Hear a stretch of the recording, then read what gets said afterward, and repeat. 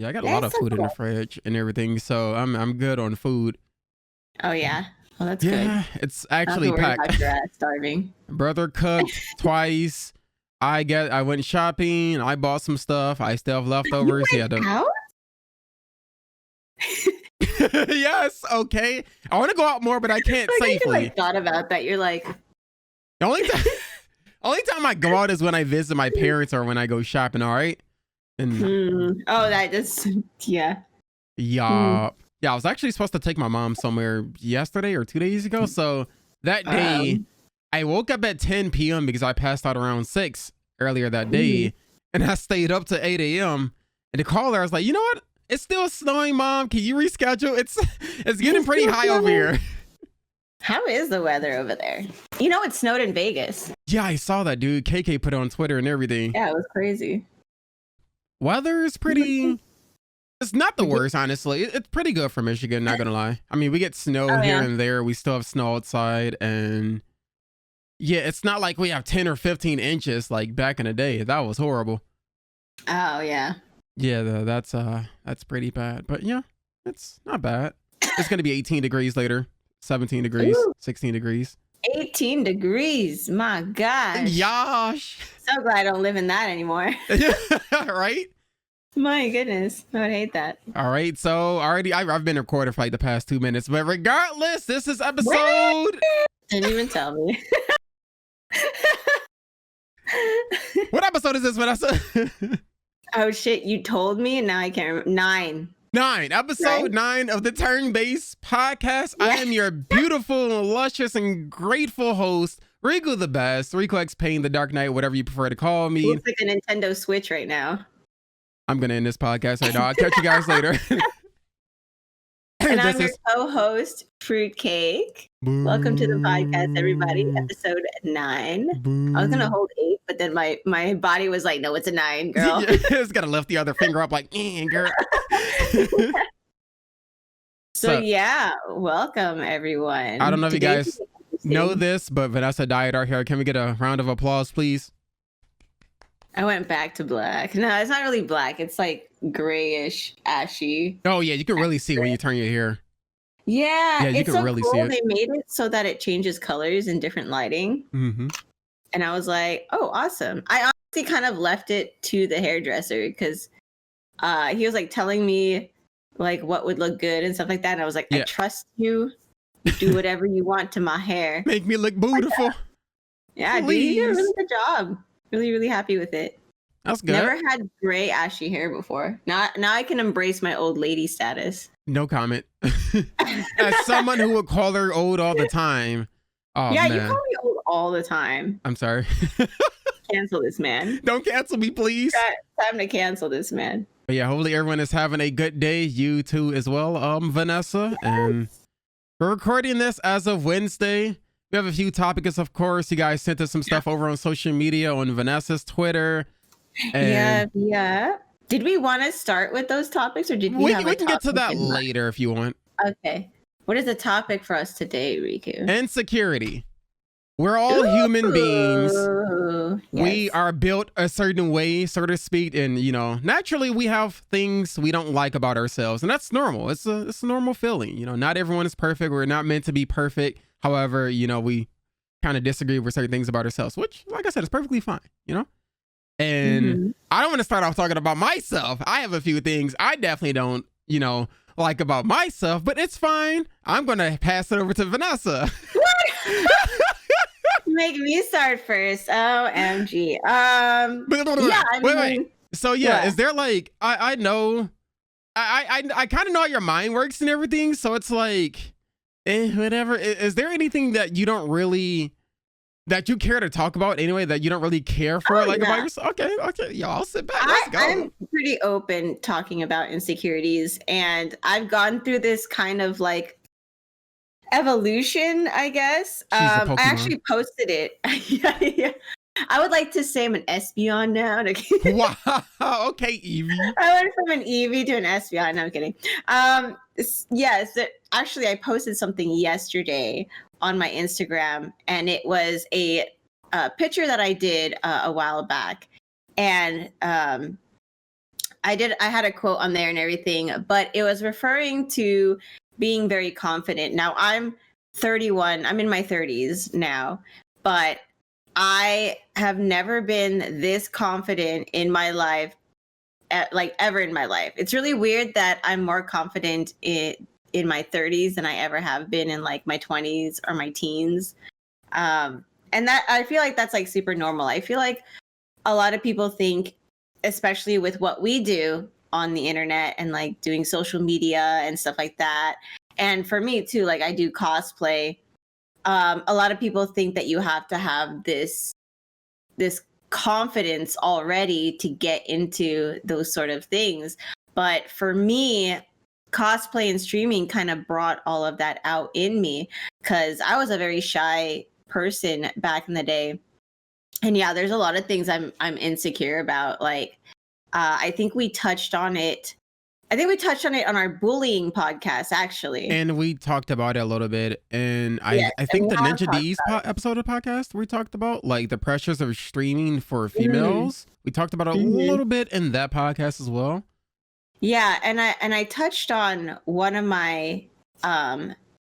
of the struggles I've had growing up, and that was body dysmorphia. So I used to struggle with body dysmorphia. I used to have this, I guess, really weird way of thinking of how my body should look. And it's really weird because I never used to struggle with that before. It wasn't until I really got into cosplay that I started kind of struggling with it. And I was also friends with like toxic people back in the day that kind of added on to the stresses and made me think more about what was wrong with me in terms of like my body dysmorphia. So yeah, luckily I try not to struggle with as much. I can't say I'm 100% like good. I still struggle day by day, but it's something like with my support system now. I have such a good support system. I have amazing friends, amazing family, an amazing husband, and they always encourage me and always try to remind me that I'm a good person and I'm good the way I am and great the way I am. So yeah, it helps a lot. Yeah, it helps a lot to have that support system, but definitely this build-up of confidence didn't just show up out of nowhere. It was something I definitely had to work on throughout the years. So yeah, there's a lot of things I'm insecure about. I don't know if we want to like get into details or something. I don't know. That's if you want to, because there's some because I personally don't want to like bring it up or whatnot, but because I know a friend that has the same that's been through some of the same things as you, and he's super open about it. You know him as well, but you don't know that you know him. Yeah.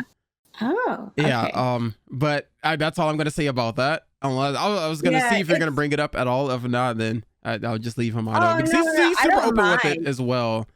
Yeah, I'm pretty open with it. I guess for me, it's just like I don't know how to describe it sometimes, because Actually, it's not something that I don't struggle with now. I still struggle with it, but definitely not as bad as it was before. But for me, it's really hard to kind of like, I guess, describe it, because I'm still going through it and I'm still battling through it day by day and stuff. And also a lot of it stemmed from, I don't know if you guys know, but I struggle with scoliosis, and I had severe scoliosis. And when I was 16, I had corrective surgery. So I actually have titanium rods in my spine, and I have like this giant scar just in the middle of my back. That's just, it's very interesting. Very interesting looking. But yeah, after that surgery, I got so insecure after that, because I like quit cosplay for like a year and a half, because I didn't know what people would think about the scar. I didn't know how to feel with my body. It was just weird. It almost felt like I wasn't in my own body, sort of.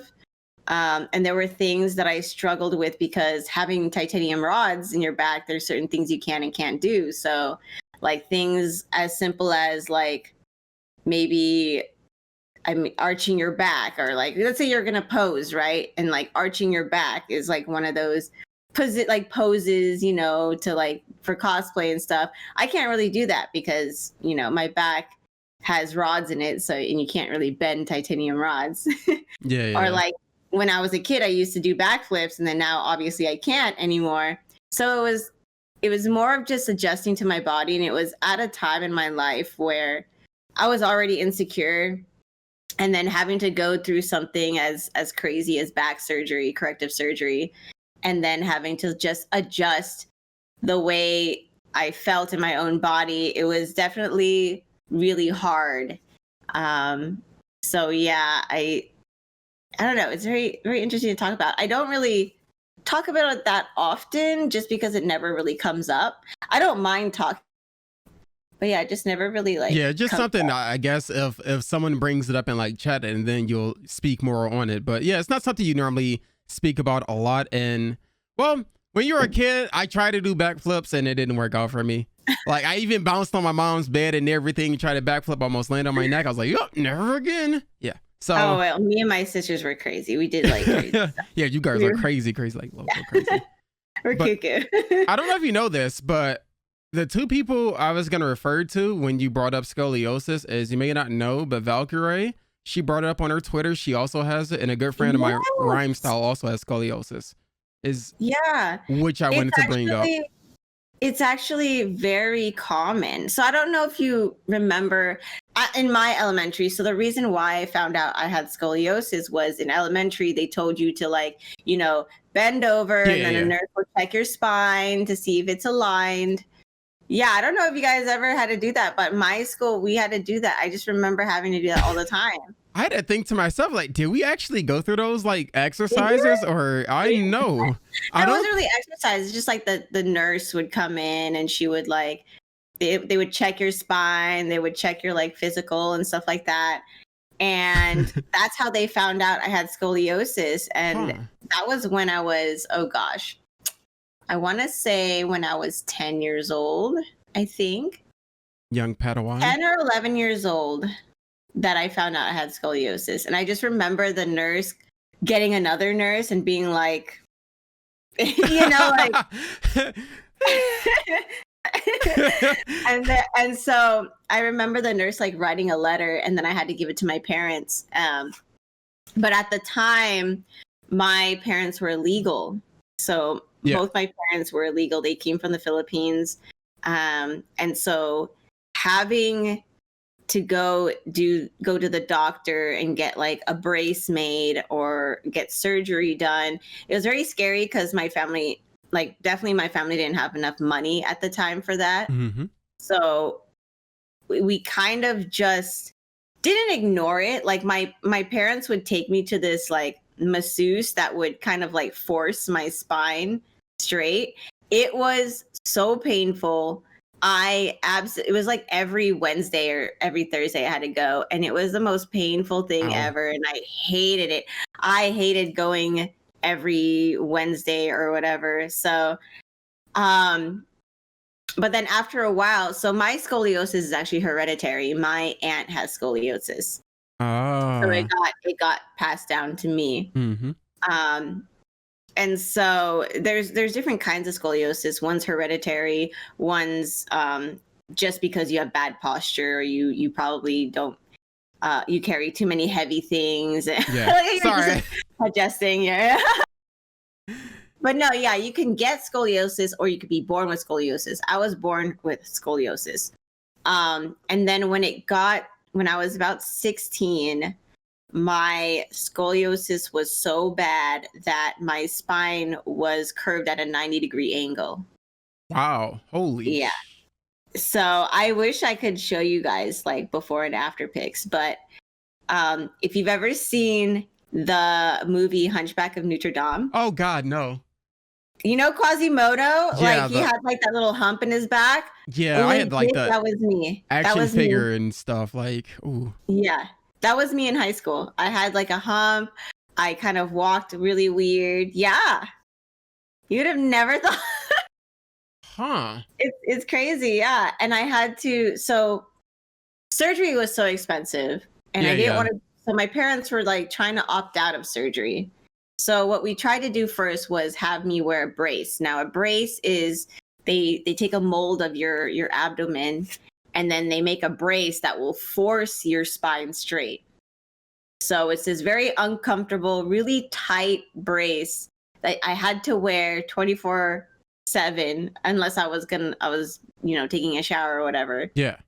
And it would force my spine straight. So painful. I would get like bruising here. For some reason, that made my back itch. Jesus, that sounds like it hurts. Sorry, maybe I should put like warning. I'll do some of that before I upload this whole episode, just in case it's sensitive to certain people and stuff like that. Yeah, for sure. Yeah. Jesus. But yeah, it obviously didn't work. My scoliosis got really, really bad. And they wanted me to get it before I hit my growth spurt, because people with scoliosis, once they hit their growth spurt, scoliosis kind of gets out of hand, especially if it's hereditary. So my spine was starting to curve a lot more. And so I ended up getting surgery. And I actually got 2 surgeries, because the first surgery, one of the screws was too close to my spinal cord, and they were afraid if I fell or something hit me that it would puncture it. And so I had to go in a second time just so that they can adjust the screws in my spine. Woman, you've been through a lot. My goodness. Like, I mean, like the whole story and everything is gonna make mine seem super simple and like. No, oh my God, no. Yeah, I know. It's one of those things where, Jesus. like, you'll be surprised how much the human body can heal from something like that. Like, that is true. I still get people like surprised. Like, I have a picture from the doctor's office that has my X-ray from before and after. I think I've seen that. Yeah, and like when I posted it, people are just so surprised that I used to look like that and now I look like this, you know?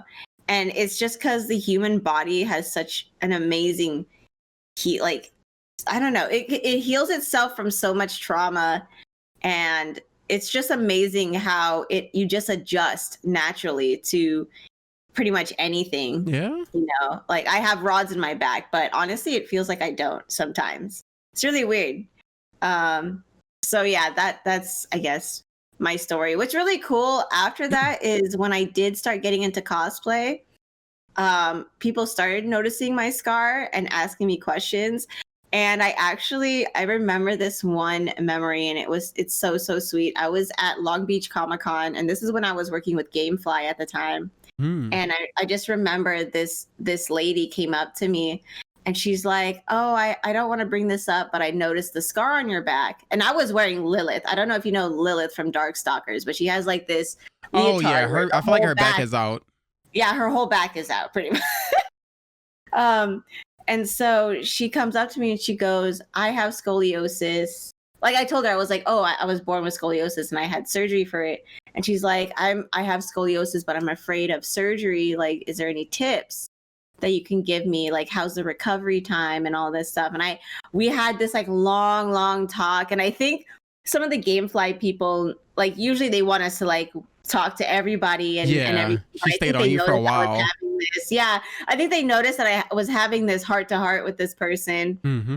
Because she actually started crying, and I was trying hard not to cry because I was like, oh my God. Yeah, that can be tough. Yeah. Yeah, and so I was like telling her, like, I don't know if she went through with it, but I was like, don't worry about it. Like you'll be surprised how much your body can heal, and just go with it, because if you don't, like, the cons is a lot worse, because my aunt never got it corrected, and now she has a lot of back problems, a lot of back pain and stuff like that. Yeah, so I was telling her, I know it's scary and it's going to be scary, but it's going to be good for you in the long run. So, and that's what I told her. And so, yeah, I don't know. I hope she got it done, but the surgery is super expensive. And I think that's why some people don't get their scoliosis corrected, because it can be quite expensive. Yeah, you could go ahead and sip your tea or whatnot, or coffee. But wow, that was a load off my chest. And Because I mean, because the thing is, I've known about it and everything, but I don't think like the detailed parts about it and whatnot. Like, I said, I've known people with scoliosis. Mm-hmm. I think a lot of people are scared to ask me because they don't want to like bring it up because they think it's a really bad memory. Like there were some bad things that came from it, but like I don't mind if I can share something that I've gone through with someone else who's probably going through similar things and they can take away from that, then I feel like that makes me more happy than having to retell the story. You know what I mean? Yeah. I don't mind definitely. retelling the story as long as it helps someone else. It's a burp. Yeah, I know. Oh, burpee over here. Oh my goodness. Burpee over there. So gassy. But yeah, I'm glad you went through with it and everything. And I mean, look at Vanessa now. Yay. I can't do backflips, but you know, I can never do backflips. Okay, so I was a crazy kid, man. If someone told me I couldn't do something, I hella did it. It was bad. I was like, whatever. I'll just ignore them or whatever. Just never mind it. No, I had a really bad, like, maybe not really bad, but I was very competitive nature. Like me and my sisters, I think we're all pretty competitive. I think Christine less so. Amory definitely, but I think she's more competitive when it comes to herself, I think. Yeah, like maybe like self-accomplishments or something. Yeah. Mm-hmm. Yeah, I can definitely feel that. But for me, in my case, you know, I don't know. I don't want to. What are you insecure about? I don't think you've ever told me what you're insecure about. It's like, I don't think I've told really anyone because I never really thought about bringing it up because I'm the type of guy, I laugh everything off. You know, I don't take anything like, well, I mean, it's just weird for me to word it because I don't really mind it because it's something like I've been insecure about for a while and everything. Yeah. So it's like, I mean, even till this day, like for me personally, for the type of career that I have to where I'm doing face cam all the time, where I'm streaming and even doing podcasts and everything, you know, there's certain things about myself that I don't really like and everything. And one of those things is it's not as serious as like scoliosis or any issue like that. However, it's just, I don't even think about just because it's not as serious. It's still something that you go through. We all go through things. It's not about how big or small that thing is. It's if we're going through it and it affects us, it matters. You know what I mean? Yeah, 100%. Yeah, I'm just making it aware to the audience and everything. But for me, and I'm sure people being around the bush. I really am because I know I like to stall for time. That's what I do. I'm a content creator. But me, I don't know. I've never liked how my face was. I never. What? Yeah, I don't. Okay. Aside from the little baby face that I have and whatnot, people can't tell that I'm 28 years old. I just never really liked how my face was. Even when I was like younger and I would go to like the barbershop. I have a weird head shape, by the way, too. I'll get to that part. But like, even when I would like go to the barbershop as a kid and everything and get like a little lineup, I was like, okay, why is this uneven? It's like, I felt like they knew what they were doing, but it still felt uneven. I was like, do I have a weird shaped head? Do they not see what I see? No, I think you just went to bad barbershops. No. It wasn't. I went to good barbershops. The lineup and everything was fine, but the fact is, it's like I've been to like different barbershops and everything, and it just looked the same. It's like, dude, is my hair shape really that weird? Like, for the hairline not to be like exact and everything, do I really have like a weird forehead or just a weird head shape in general? I mean, and still to this day, you got like the four. I mean, I already know. Yeah, I already know I have a big forehead, but like, it's like big brain. we big brain. We like to think so anyway.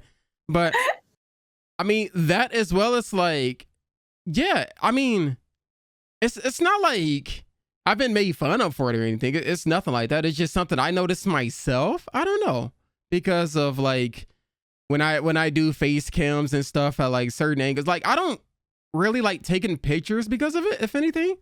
Even when I had went to Anime Expo and everything, it's not like I ever take pictures with cosplayers and whatnot. Actually, my friend forced me to take a picture of a cosplayer at YumaCon because he know I don't like taking pictures, especially with me in it. And I'm still not really a picture person. That's why I don't really post on Instagram. It's of the rarity if I do ever post a picture of me on Instagram, or if it's like a heavily zoomed up face shot. But like, yeah, I'm not really a picture person because I just feel weird about like my head shape and everything, because it's like maybe a little slanted, and whatnot. I just felt weird about it. And even when I had visited you, Vanessa, I think I only asked for a picture once, and that was in LA. We were at Jollibee, and we were all about to leave. Notice how I asked you at the last minute for a picture. Yeah, you always ask last minute. It's not something I like doing. I don't know. It's like if I ask somebody for a picture, that means I probably really like the person. But other than that, I don't know. I've just never been that type of guy to like. I don't know. I just always found my head to be weird. It just sounds funny. I know, right, and corny, but you know that's one of the things I've just felt insecure about myself personally. You know, I'm sure everyone has. It's weird because like insecurities don't have to be brought up from like bullying or anything. Yeah. Like I think a lot of insecurities, especially for me, a lot of my insecurities come from my own head. Like I've never had anyone tell me. Yeah, that's what I'm saying. No one has like told me this or that. It's just something I thought of myself, you know?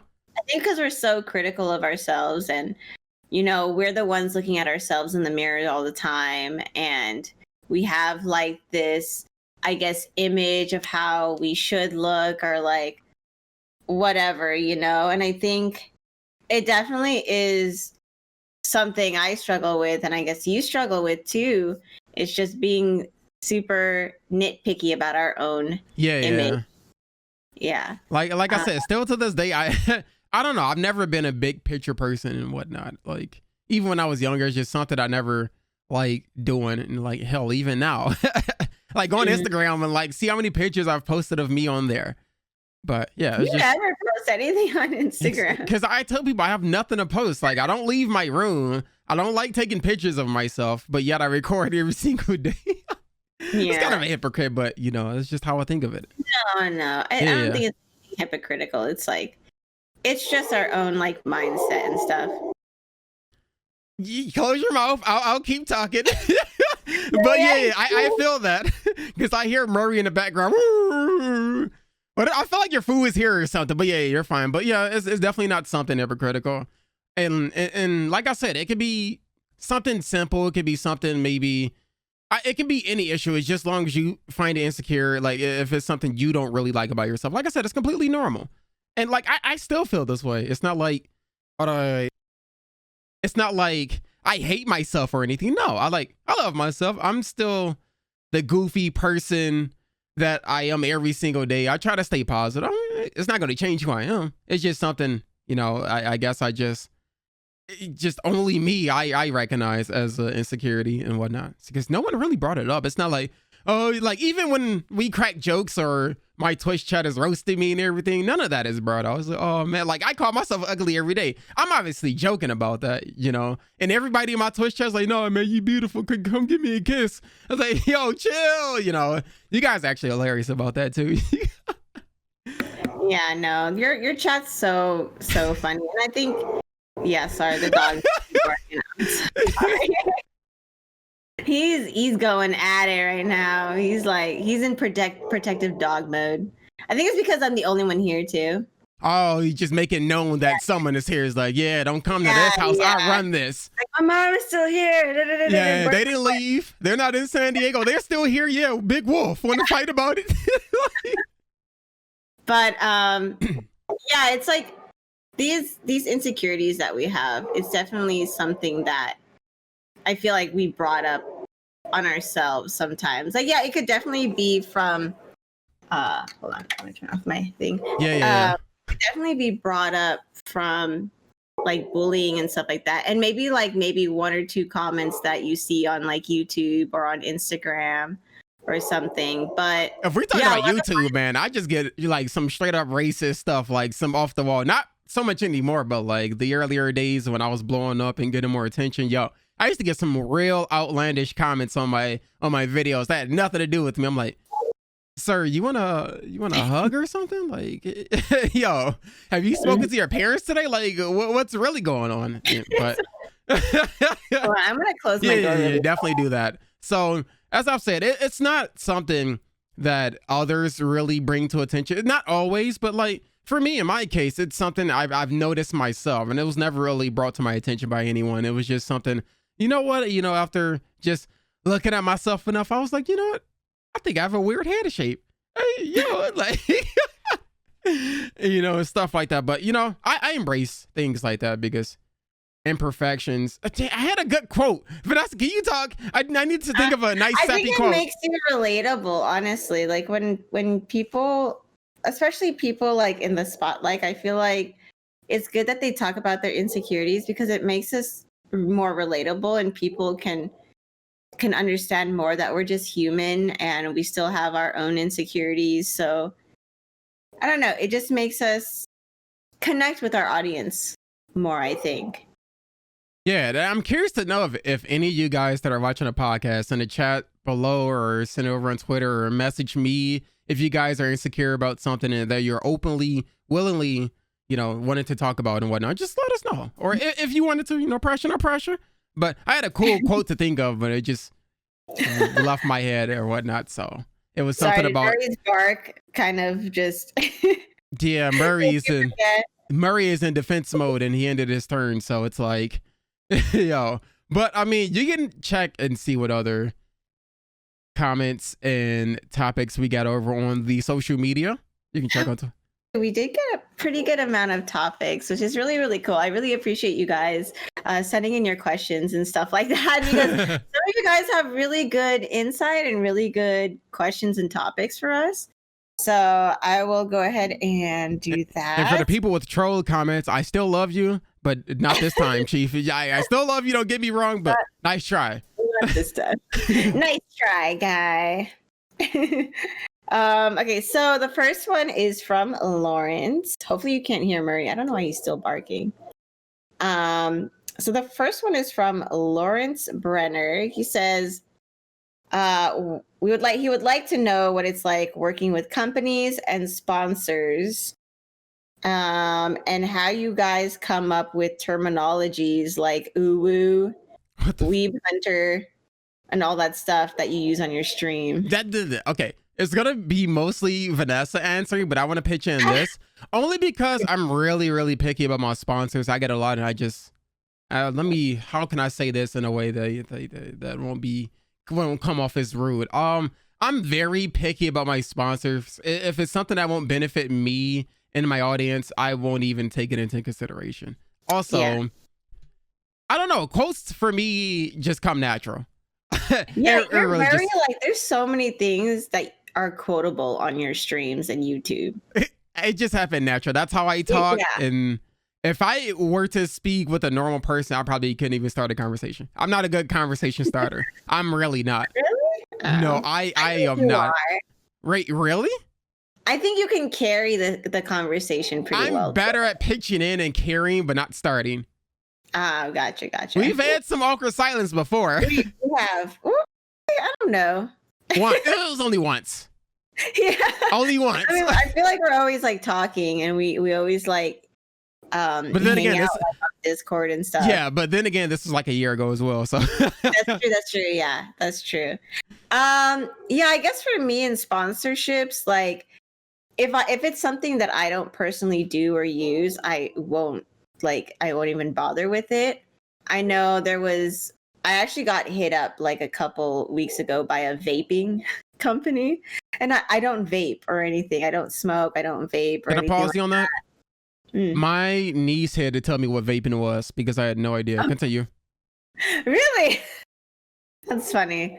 Yeah, so like things like that, things that I don't use, things that I don't do, like I don't really want to be sponsored by them just because if it's something that I don't personally use, I'm not going to promote it to my audience, you know, because I feel like my audience is kind of a reflection of me, and I think we're all kind of into similar things. So yeah, if it's something I don't personally use, I'm not going to sponsor it. But getting sponsors, I think how I've gotten mine is just going to conventions and putting myself out there, having meetings, scheduling meetings, meeting with people in the industry. I like meeting people face to face. So a lot of my sponsorships I've gotten from meeting with people face to face. I feel like I'm a lot better at presenting myself and I guess like selling myself in person than I am online. Me typing emails, I think I suck at emails. I'm pretty bad with emails. But I do love getting to know people in person and getting to talk with people. And I think they have more of a sense of like the kind of person you are, just based off of like interaction, face-to-face interaction. So yeah, I think with sponsorships, I think it's good to be picky, and it's good to choose the ones that I feel like will fit you and your brand and your community. I wouldn't just take any sponsorships just like right away, because I feel like you definitely need to make sure that your, I guess, motto or like values are similar or aligned as theirs are. So yeah, it's good to be picky. Just be picky with your sponsorships. Yeah, for me on the business side, I still do lack a little bit, but you know, learn as I go. It's not like I started this whole YouTube thing with the mindset of a business. To start off as a hobby. It still is a hobby, but that was the initial mindset. So like I said, I still have a lot of improvement for myself. So next topic. Same. Still learning. It's always a learning process, which is fun. 100%. Okay. Second one is from Luigio. Hey, Luigi. I think I know that name. Luigi. He goes, what do you eat on Sundays? It's always got to be some sort of lazy food unless it's a special occasion. What do I eat on Sundays? What do I eat on Sundays? I don't know. I don't remember what I ate yesterday. I don't think I have a food that's designated for Sundays. Like for me, okay, I'm a very lazy person. I deliver. I get so much delivery. It's so bad. I probably should stop. But it's so convenient. It is. It's so convenient. Trust me, I know. I don't really cook. My brother does. But when he doesn't, I'm just Uber Eats. Yeah, Sponsor me. It's so bad.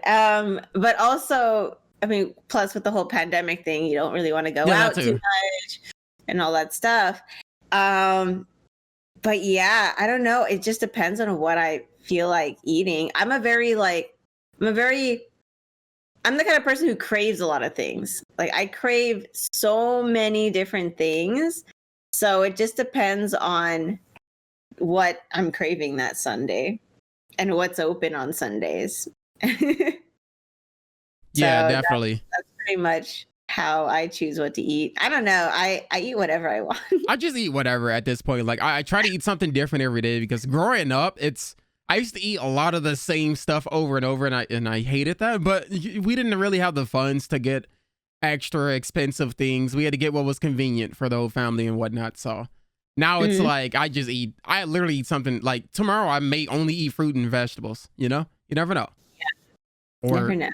Yeah, so I just switch it up. That's all. I have nothing specific on Sunday. I get bored easily. So like if I eat the same thing over and over again. Yes. Yeah, okay. It just sounded weird. That's why I love buffets, because I don't ever get bored, because there's so much different stuff at buffets.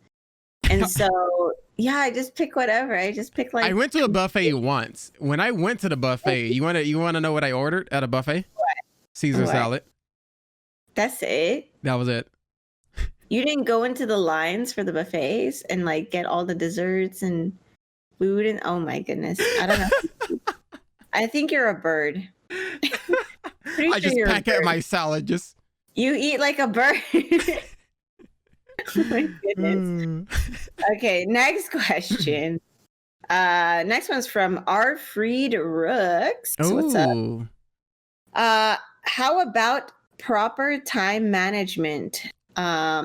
Especially this time of pandemic, given that people are shut down within their own houses and areas. So I guess, how do we manage our time? All right, I'm gonna let you know real quick, Chief. One, I have ADHD. I have natural bad time management. I never upload at the same time. I never stream consistently. I can't stream consistently. Some days I'm off. Some days I'm feeling super energetic. So unfortunately for me, I've never had good time management, even as a kid. It's just something that stuck with me. Certain habits you keep when you're younger. Unfortunately, that was one of my habits that stuck with me. But no, I try, but it's hard. It never works out. Like I'll upload at different times, hours apart, or I may double upload, or I may miss an upload. You know, I may stream that day. I may not stream again until next week. That's something I'm working on right now, but I just going, well, for me, if anything, I can be a little more lenient with the career that I have because I upload and It's you're your own yeah, boss. so So it's like I try not to, but when someone like my mom calls me and she needs like something done for her, I have to switch up my schedule on the fly and stay up to like 8 a.m. and blah blah blah. That stuff gets to me because I have to rearrange my sleep schedule. I have to sleep early, wake up, blah blah blah. Yeah, it's really tough, but for my career, it's just something I don't really have to worry about as much unless I make plans for something. And then that's why I have to like start, going to sleep early and do this at this time, do this at that time, bother Vanessa later that day, stuff like that. For me, yeah, I had really bad time management when I was growing up. Like, especially with like cosplays and stuff like that. It wasn't until I started working professionally, like with companies and stuff, where I kind of realized that I work better under stress. So like when I have a deadline, so when I started working with like Bandai and stuff for their whole cosplay thing, it wasn't until then that I realized I could handle the stress and kind of push myself to meet these like deadlines, because they do give you deadlines for certain cosplays and when you have to be done and then which events are coming up and all that stuff. And yeah, like I still struggle with it, but I've gotten better at managing my time and getting things done that I need to get done.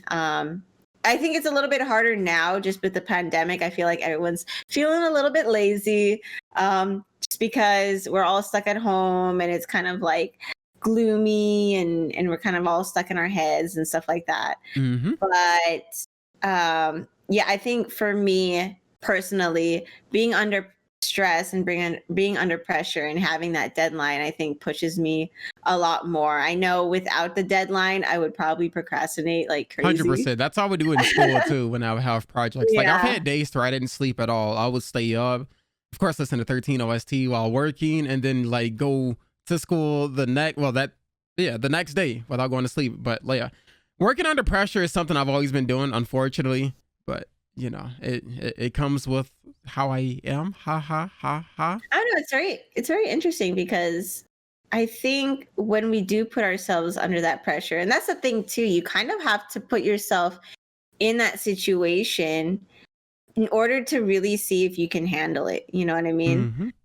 I probably wouldn't have known that I work pretty well under pressure if I didn't agree to doing certain projects and pushing myself. And it's also kind of just believing in yourself too. I think that helps a lot with time management and just having confidence in your skills and what you can do.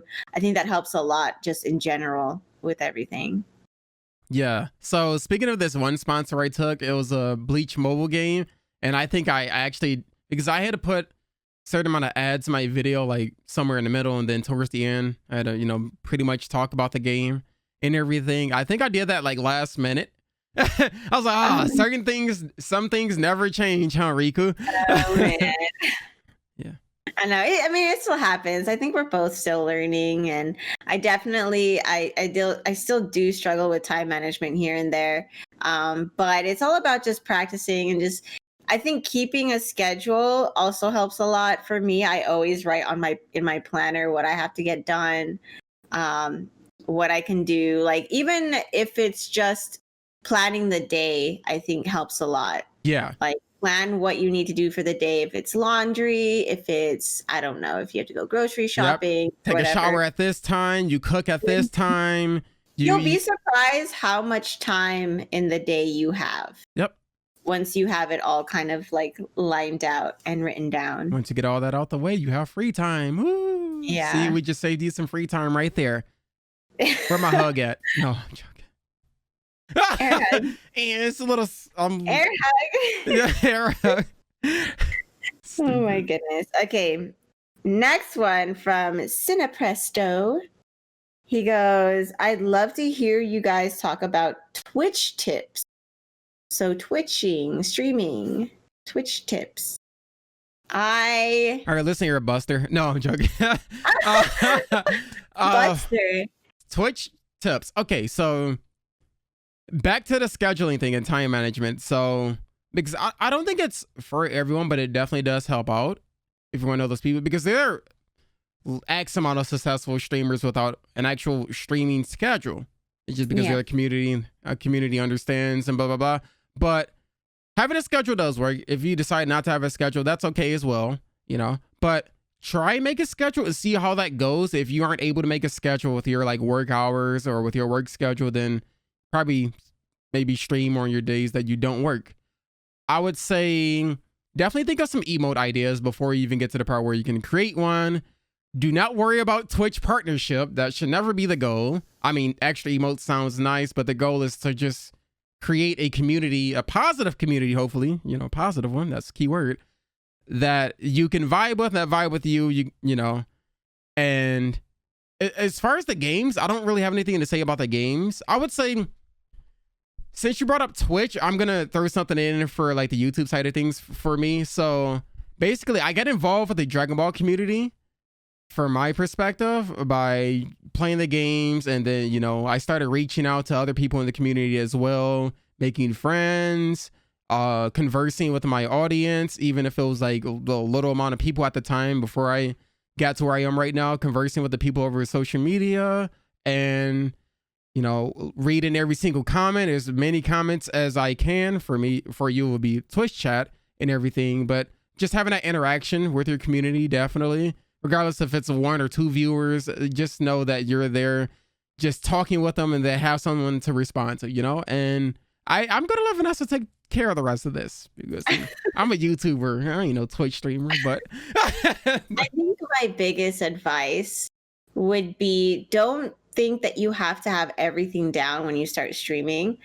A lot of the skills that I learned came from actually just streaming, like being able to socialize and talk to people and coming up with things on the fly and just having this rhythm. You eventually get to this rhythm and just kind of like this, I don't know, this kind of routine when you start streaming. So don't think that you have to be this like super popular, super energetic, super like talkative person in order to do streaming. If you want to be those kind of people, or if you want to have those kind of skills, it's okay to have that and learn those throughout your time streaming. And then also the whole schedule thing, definitely, that personally helped me a lot, because I was able to tell my community, this is the days that I'm streaming. And even days that where my schedule does change, I always try to communicate on my social media, like why streams aren't going to be on, or like if anything happens to my schedule, I try to stay, I try to have that like communicative thing. So I always try to tell them, there you go. Yeah. Sorry. That line of communication. There you go. Mm-hmm. And then I guess my last bit of like advice would just to not worry about numbers so much. I think at the beginning, people are so discouraged by their low numbers, and it's okay to feel discouraged, but don't let it get to you. Numbers aren't everything. And if you think about it, if you can just get 10 people in your stream, you know, consistently, imagine 10 people in a room watching you play a game. Like, people will come in, and if they like you, they'll stay. And if you're engaging, and if you're talkative, and if you're friendly, people are going to stay. They'll stay for your gameplay. They'll stay for your personality. Don't feel like just because you don't start off with, you know, a ton of viewers doesn't mean that it's not going to go anywhere. It's definitely going to be a long journey. And a lot, like I said, a lot of the stuff that you're going to learn as you grow. And it does get easier as you grow, because the more people that become regulars, the easier it is to kind of play off their energy and talk to people in the chat, because they'll be interacting with you as well. So yeah, don't be discouraged. If you do want to do streaming, do it. It's so much fun. And just be active in the community, be active with people, be active in whatever like game community you want to, I guess, be a part of. So Yep, yeah. 100%. That helps a lot. That definitely Advice. helps a lot in growing. Trust me, that's how I get to where I was, man. I never stopped thinking my friend because I like Rhyme Style as well. Like if it wasn't for him and a few other friends, probably wouldn't even know it's me when I've done like Dragon Ball Dokkan, another mobile game and stuff like that. But it all starts from somewhere. Just gotta make that effort. So, get any more questions and topics? Yes, we have one more. Sorry, my throat is Nah, you're fine. Just go ahead and wait. it was a little itchy. I think I'll just cut myself off. Just make sure. Last one from Just Tenma. Question: what is your biggest failure and what did you learn from it? Ooh, biggest failure. Okay. Now, a lot of things that happen, I don't know. I don't really like to think of failures because I can't really think of any. The thing is, I I don't know actually. I really couldn't tell you, like off the top. I really couldn't tell you because I've never, I can't say I've never really experienced failure, but it doesn't really come to mind. I try to just think of the positives and think of things like that as learning experiences. Like like when I was like my early days of YouTube and whatnot, where I exactly couldn't make a living off of, I've never really actually didn't think about getting paid from YouTube at all. The thing was, it was something I enjoyed doing during my free time and I had fun doing it, recording video games, having people watching play. That's all I wanted. I maybe wanted 1,000 views per video and that was it, but I never actually thought of getting paid for it, for Christ's sake, like until maybe 6 years later from that moment, I was able to actually turn it to my career. But I really don't think of, I don't know, because I just learned from my past experiences, or I'm just too stubborn to stop and I just keep going until I get somewhere. So I can't really think of anything as a failure if I'm gonna keep real with you, Chief. If I were to say that something was a failure, I would probably say all the missed opportunities because of like self-doubt. Like there have been times where I've been approached by a company and because I was so scared because I thought I couldn't do it. I'm a perfectionist. So if I feel like I can't do something perfectly, then I feel like I'm not, I guess, worthy of representing like a certain company. I can see that, yeah. Yeah. So it wasn't until I worked with Bandai that I was just like, I was so scared. I was so scared. Not When really. they asked me to be their cosplayer and stuff, I was like, oh my God, like I played Bandai Namco games like throughout my childhood. The Tales games was like one of my favorite series. And when they asked me if I could do the Code Vein stuff with them, I was so scared. And I remember going to my husband and I actually cried to him. I was like, am I even worthy of doing this? Like, there's so many other cosplayers that are better than me. And like, why did they choose me? Like, that's just how I am, And he was like, no, there's a reason why they chose you. It's not just because of your skills. They like your personality. They like working with you and all this stuff. Bless him. He's freaking amazing that he pushed me to do that. But yeah, like I think there have been times where now I feel like I could have done them, but because I had a lot of self-doubt and I wasn't very confident, I declined the offers. I guess I wouldn't say they were failures, more of just I learned from them and I learned that maybe at that point, maybe it wasn't the right time, It wasn't, maybe I just didn't have the confidence that was needed at the time to really give my 100% on it. So I guess even though I look at them as like missed opportunities, I don't think they were complete failures. It's more of just like, I know my lack of confidence wouldn't have helped me in those situations. And I'm glad that I was able to have like a good support system and just the motivation to push myself to come out of my box, I guess. and really try something new. That's why it's hard to define failures for me as well, because it's like you at least learn something from it, you know? Yeah. So it's not really a failure in my eyes, you know, it's just maybe next time I try something a little different or try a different approach. You learn something from And it. I'm a big believer that some things just aren't right at that time. Yeah, timing is everything. Timing is definitely everything.